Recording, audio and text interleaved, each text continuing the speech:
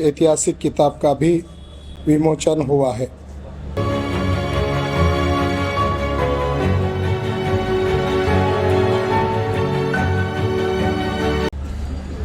उस जजमेंट को आधार बनाकर हमने विषय बनाया है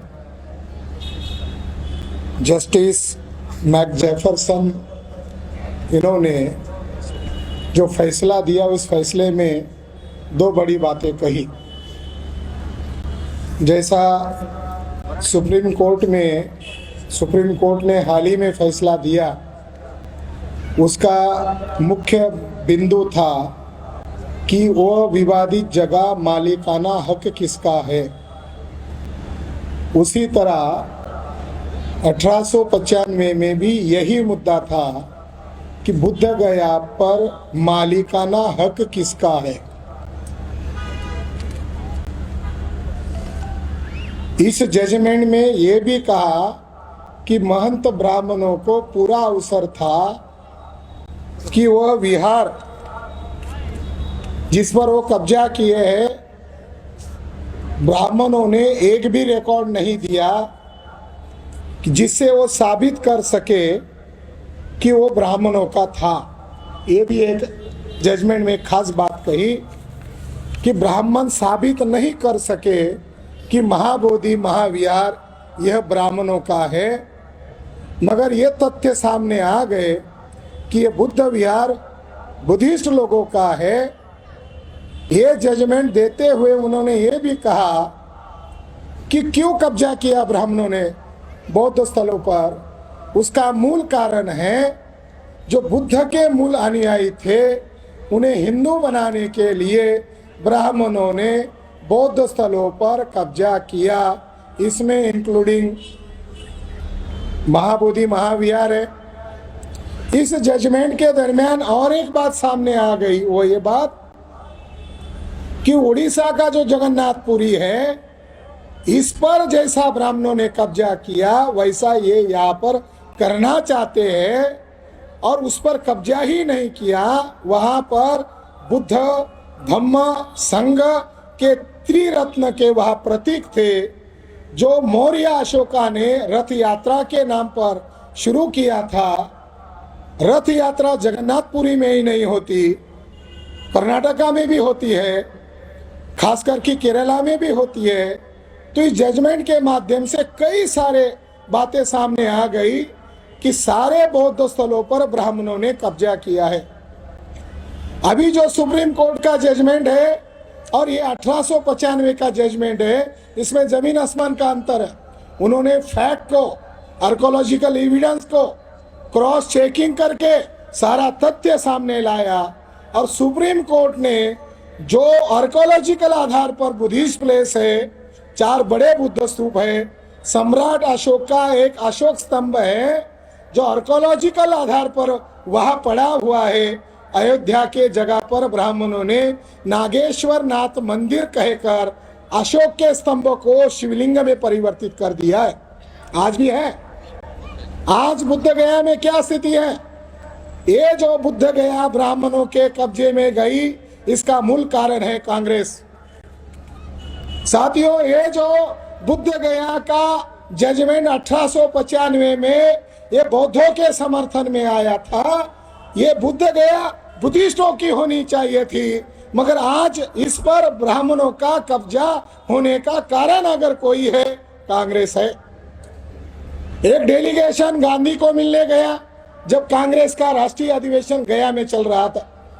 गांधी जी बढ़िया थे और ब्राह्मणवाद को जिंदा करने का काम कर रहे थे। गांधी जी ने उन बुद्धिस्ट भिक्षुओं को कहा, देखो भाई, हम भी गुलाम हैं, मगर आपका मेमोरेंडम हम लेते हैं। हम जब भारत को आजाद करेंगे अंग्रेजों से, तब हम बिना शर्त बुद्ध गया बौद्धों के हाथ में देंगे। इसके लिए राजेंद्र प्रसाद की कमेटी बनाई। राजेंद्र प्रसाद भी ब्राह्मण के खिलाफ नहीं थे। उन्होंने अपने रिपोर्ट में दर्ज किया, अगर देते हैं, एक तरफ कहा देंगे और रिपोर्ट में कहा एक कमेटी बनाओ जिसमें ब्राह्मण महंत को रखो। साथियों, 1947 में भारत आजाद हुआ। वहां का भूमिहार ब्राह्मण वहां का प्रथम मुख्यमंत्री बना श्री कृष्ण सिंह। उधर से राजेंद्र बाबू को नहीं भेजा, उधर से जो ब्राह्मण था सर्वपल्ली राधाकृष्णन, जो बुद्ध धर्म का विरोधी आदमी था, उसको वहां भेजा। वहां पर एक रिजोल्यूशन पास किया, वहां अधिनियम बनाया जिसको कहते हैं महाबोधि टेम्पल एक्ट 1949।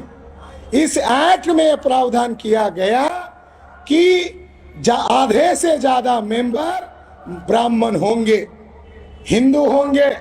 अब हिंदू के नाम पर किनको रखा? इन लोगों ने उनकी मीटिंग की।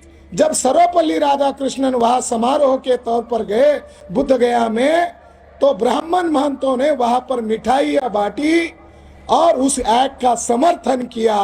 जो ब्राह्मण कोर्ट में सबूत नहीं दे सके ब्रिटिश पीरियड में, ये हमारा है, जो इलीगल कब्जा था, महाबोधि टेम्पल एक्ट अधिनियम 1949 बनाकर उसको लीगली बनाया गांधी, नेहरू और भूमिहार ब्राह्मणों ने। इस एक्ट में सब गड़बड़ी है। अगर बुद्धिस्टों को महाबोधि विहार चाहिए तो एक जजमेंट आपके समर्थन में है, मगर ये जो अधिनियम है, इस अधिनियम को जब तक खारिज नहीं करते तब तक बुद्ध गया पर ब्राह्मणों का कब्जा रद्द नहीं होगा। इसके लिए जागरण करना होगा, इसके लिए संगठन बनाना होगा, इसके लिए लोगों को बताना होगा। मैं जब वहां गया तो मैंने देखा कि महाबोधि विहार के टेम्पल के सामने वहां लिखा है 5 पांडव। ब्रिटिश रिकॉर्ड में क्या कहा है? ब्राह्मण इसको 5 पांडव कहते हैं। यहाँ पर ओरिजिनल 5 बुद्ध की प्रतिमाएं हैं जिन्हें बोधिसत्व कहते हैं, वहां पर है इन्होंने 5 पांडव का। ऊपर लिखा सनातन धर्म और उसके नीचे लिखा महंत गिरी का समाधि स्थल। वो जगह कनिंघम ने एक्सकवेशन किया, वहां पर कोई ब्राह्मणों का स्थल नहीं होना चाहिए। जो मेन टेम्पल है उसके लेफ्ट हैंड में जमीन के नीचे जिन ब्राह्मणों ने इलीगल कब्जा किया उसकी डेड बॉडी दफन की है। एक महंत ब्राह्मण को मैं मिला, उसको कहा ये क्या हो रहा है, तो उसको थोड़ा चंदा दिया तो उसने खुशी से मुझे कहा तुम शायद हिंदू लग रहे हो, हमें खुशी होनी चाहिए जब बौद्ध आते हैं बुद्ध को नमन करने के पहले हमारे महंत को प्रणाम करते हैं। वहां शिवलिंग स्थापित किया है। बेगलर नाम का एक आर्कोलॉजिस्ट ने इसका एक्सकवेशन किया तो उसको इतना गुस्सा आया, ये बुद्धिस्टों का है नहीं, उसने शिवलिंग को उखाड़ कर फेंक दिया, उसके नीचे बुद्ध की मूर्ति मिली। साथियों, बुद्ध गया ये दुनिया का हेरिटेज है, इसको विश्व ने विश्व हेरिटेज घोषित किया, मगर जब तक भारत में बुद्धिस्ट लोग आंदोलन नहीं चलाएंगे तब तक दुनिया के लोगों को ये पता नहीं चलेगा। आपने इसको हेरिटेज तो घोषित किया मगर ब्राह्मणों का इसके ऊपर कब्जा है। आखिरी बात मैं कहना चाहता हूं, सुप्रीम कोर्ट ने जो जजमेंट दिया वो फेथ और आस्था के आधार पर है। हमें उन लोगों से भी लड़ना है जो न्यायपालिका में बैठे हुए हैं। हमें समाज में संगठन बनाना है और न्यायपालिका में जो लोग बैठे हुए हैं ये हमारे समर्थन में फैसला नहीं देते हैं। ये जो राजीव गांधी ने ताला खुलवाया था, एक छोटा उदाहरण देखो, मैं मेरी बात को खत्म करता हूँ। जब राजीव गांधी को लगा कि आरएसएस बीजेपी के लोग जल्दी करके मंदिर बनाने वाले हैं तो उसको लगा इसका क्रेडिट मेरे नाना ने वहां मूर्ति रखी थी तो इसका क्रेडिट मुझे मिलना चाहिए। उधर से दिल्ली से मैसेज गया फैजाबाद जिले के जज को, जज का नाम मिस्टर पांडे को कहा आज दोपहर तक हमें चुनाव का प्रचार करना है और हमें वहां आकर शिलान्यास करवाना है, इसके लिए ताला खुलवाने का ऑर्डर दो। 1949 से विवाद शुरू है कोर्ट में और एक दिन में बाजी पलट गई और जज पांडे साहब ने ताला खुलवाने का ऑर्डर दिया। उन्होंने अपनी ये बात अपनी बायोग्राफी में भी लिखी है। ये जज साहब पांडे ने क्या लिखा? जज साहब कह रहे थे जब मैं राम जन्मभूमि और अयोध्या विवाद का फैसला, ताला खुलवाने का फैसला देने का, ऑर्डर देने का काम कर रहा था, मेरे खिड़की, मैं जिस कोर्ट में बैठा था वहां से खिड़की के अंदर से मैं कुछ सीन देख रहा था। वहां एक काला बंदर बैठा हुआ था और काले बंदर को हमारे वकील लोग आकर और वहां कोई लोग आकर चना देते थे, मूंगफली देते थे, ब्रेड देते थे, मगर वो काला बंदर खा नहीं रहा था। मैं सोच रहा था ये काला बंदर क्यों नहीं खा रहा। फिर मुझे चमत्कार हुआ, मुझे उस काले बंदर से एक मैसेज मिला, दैवी चमत्कार हुआ कि मुझे ताला खुलवाने का ऑर्डर देना चाहिए। मैंने फौरन ताला खुलवाने का ऑर्डर दिया। तो मैं जो कल्पना कर रहा था वो सही में दैवी चमत्कार था। वो ब्रेड खाने लगा, वो मेरे तरफ देखने लगा।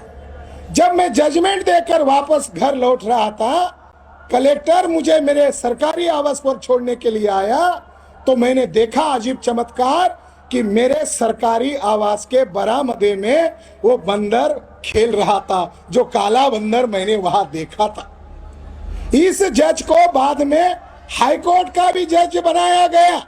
तो ऐसे जजेस जब फैसले देते हैं, और हाई कोर्ट इलाहाबाद के जजेस लोगों ने जो फैसला दिया, ये बिल्कुल लॉ के खिलाफ है, लॉ के जो मापदंड है उसके खिलाफ है। और सुप्रीम कोर्ट का भी जो जजमेंट है, ये भी जुडिशियल जो फॉर्मेट है संविधान के खिलाफ है। इसके कंक्लूजन में उन्होंने कहा, आस्था के आधार पर हम फैसला देते हैं। इलाहाबाद हाई कोर्ट को एएसआई ने जो रिपोर्ट दिया, इस रिपोर्ट को इलाहाबाद हाई कोर्ट ने भी डिनाई किया है और सुप्रीम कोर्ट ने भी डिनाई किया है। एएसआई के रिपोर्ट में बुद्धिज्म के सारे अवशेष उस विवादित जगह से मिले हैं। ये सारे एविडेंसेस उस एएसआई के रिपोर्ट में है। इसके बावजूद भी उन्होंने ये फैसला दिया आस्था के आधार पर। इसलिए बौद्धों को, शेड्यूल कास्ट के लोगों को, बैकवर्ड कास्ट के लोगों को इस जजमेंट को क्रिटिसाइज करना होगा। कल जाकर ये ब्राह्मण कहेंगे वर्ण व्यवस्था हमारे आस्था का विषय है, जाति व्यवस्था हमारे आस्था का विषय है, आदिवासियों को नंगा करके उन्हें नक्सलाइट करके मारना हमारे आस्था का विषय है, महिलाओं के ऊपर रेप करना और गैंग रेप करना ये हमारे आस्था का विषय है। साथियों, ये ब्राह्मण राज को स्थापित करने वाला जजमेंट है। इसने बुद्धिज्म के केवल 2.77 एकड़ एरिया में ही बुद्धिस्ट अवशेष नहीं है, 67 प्लस 2.77 एरिया में बुद्धिस्ट अवशेष है। 1861 का रिपोर्ट कनिंघम का यही कह रहा है, युवनसन यही कह रहा है, फैयान यही कह रहा है। सारे रिकॉर्ड हमारे समर्थन में है। और उन्होंने जो रिकॉर्ड सादर किए, वो रिकॉर्ड क्या है? पुराण है। वो रिकॉर्ड क्या है? काने का रिकॉर्ड है, धर्मशास्त्रकार काने। ये सारे फॉल्स रिकॉर्ड है और फॉल्स रिकॉर्ड को उन्होंने एविडेंस माना, फेथ को एविडेंस माना। ये कभी संभव नहीं है। हमें बुद्ध गया भी मुक्त करना है और साकेत भी मुक्त करना है। हमारे चैनल